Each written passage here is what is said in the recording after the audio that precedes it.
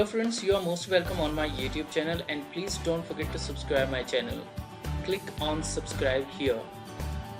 दोस्तों, अगर आप मेरे चैनल को सब्सक्राइब करते हैं तो आपको आने वाली वीडियोस का लिंक आसानी से मिलता रहेगा। आशा करता हूं कि चैनल आपकी तैयारी में हेल्पफुल होगा। Good luck friends, now enjoy the video.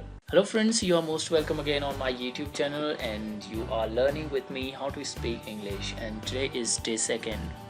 तो आज डे 2 पे हम एक स्पेशल रूल जो कि प्रेजेंट इंडेफिनिट का है उसे प्रैक्टिस करेंगे प्रेजेंट इंडेफिनिट टेंस में। क्योंकि हम स्पीकिंग पे फोकस कर रहे हैं लेकिन हमें ग्रामर का भी थोड़ा बहुत नॉलेज होना चाहिए कि हम जिसे बोल रहे हैं उसके पीछे एक्चुअल में इंग्लिश का कौन सा रूल यूज़ होता है। तो ये रूल एक्चुअली बहुत सारे लोगों को मुश्किल लगता है। इसलिए मुश्किल लगता है क्योंकि वो लोग इसे बहुत अच्छी तरीके से प्रैक्टिस नहीं करते हैं। जब भी हम स्पीकिंग में he, she, it और any name सिंगुलर का यूज करेंगे तो हम वर्ब में s और es यूज करते हैं। तो फ्रेंड्स, प्रॉब्लम ये है कि लोग इसे बहुत अच्छी तरीके से यूज नहीं कर पाते। प्रॉब्लम ये है कि लोग इसे प्रैक्टिस अच्छे से नहीं करते। जैसे कि हमें इसे प्रैक्टिस करना होता है he, she, it और किसी नेम के साथ इंडिविजुअली इसे प्रैक्टिस करना होता है। देखिए किस तरह से। यहाँ पर मैंने आप लोगों को कुछ इजी वर्ब्स लिख के दी है, तो आप इन वर्ब्स के साथ में इसे प्रैक्टिस कीजिए। He gets up, he wakes up, he brushes, she brushes, alright. It washes, it gargles, and it gets ready, it prepares or takes food, alright, like this. तो आइए हम लोग इस रूल को जानें कि अगर हमारे पास सब्जेक्ट सिंगुलर है तो हम उसमें जब भी वर्ब यूज करेंगे तो उसमें हम s और es यूज करते हैं। तो चलिए अब देखते हैं इस रूल की एप्लीकेशंस।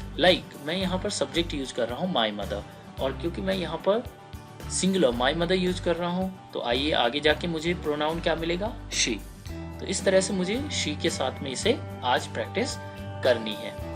तो इस रूल को आइए देखते हैं किस तरह से हमें प्रैक्टिस करना है। My mother gets up, you can see here, gets up early in the morning, then she takes a bath, alright, she goes to cow shed, she brings, I will put here s, right, I left it, ये यहाँ पर printing mistake की वजह से हो गया, typing mistake you can say, so and brings milk, and then she prepares breakfast and offers food to God and prays to God.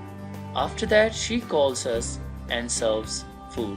तो आप लोगों को फोकस क्या करना है, s और es, बट साउंड उसमें s का आएगा। She cooks food very tasty. My mother sits in shop at 8 and sells good.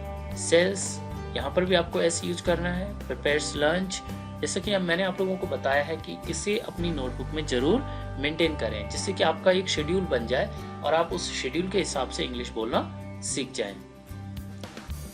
Again calls, यहाँ पर calls होगा and she takes.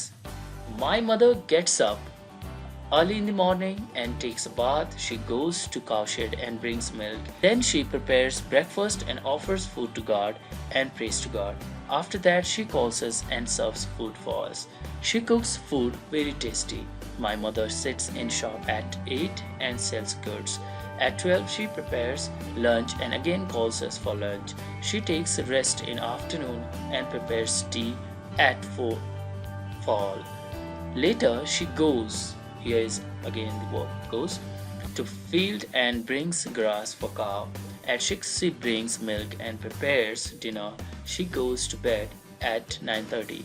तो आप लोगों को भी इसी तरह से इसे अंडरलाइन करना है आप अपनी नोटबुक में और इसे फोकस करके स्पीकिंग करनी है।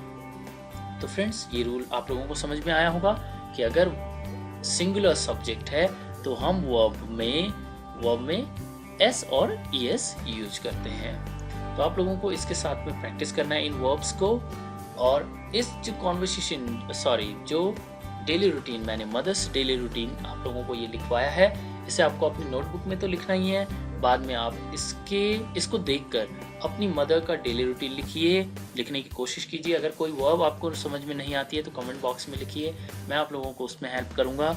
और इसे 25 टाइम्स आपको बोलना है आइज क्लोज करके, और फिर इसे रिकॉर्ड कीजिए अपनी वॉइस में और फिर इसे सुनिए कॉन्टिन्यूसली 25 टाइम। तो ये 50 टाइम आप लोगों का प्रैक्टिस हो जाएगा। इस तरह से आपका जो माइंड है इसे सबकॉन्शियसली डील करने लग जाएगा।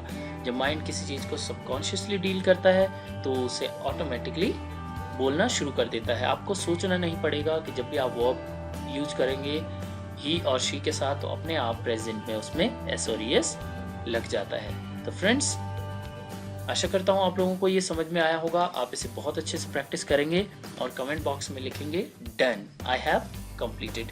तो जब ये टॉपिक आपका क्लियर हो जाएगा मैं डेफिनेटली आप लोगों के लिए नया वीडियो पोस्ट करूँगा जिससे कि आप इस तरह से सीखते रहें। तो इस वीडियो को और मेरे इस कोर्स को अपने फ्रेंड्स सर्कल में शेयर कीजिए, अपनी फैमिली वालों से शेयर कीजिए। अगर आप लोगों को अच्छा लगा हो तो इसे थम्स अप कीजिए and please don't forget to subscribe the channel for more videos and for more information. Okay, bye bye, take care, till next video.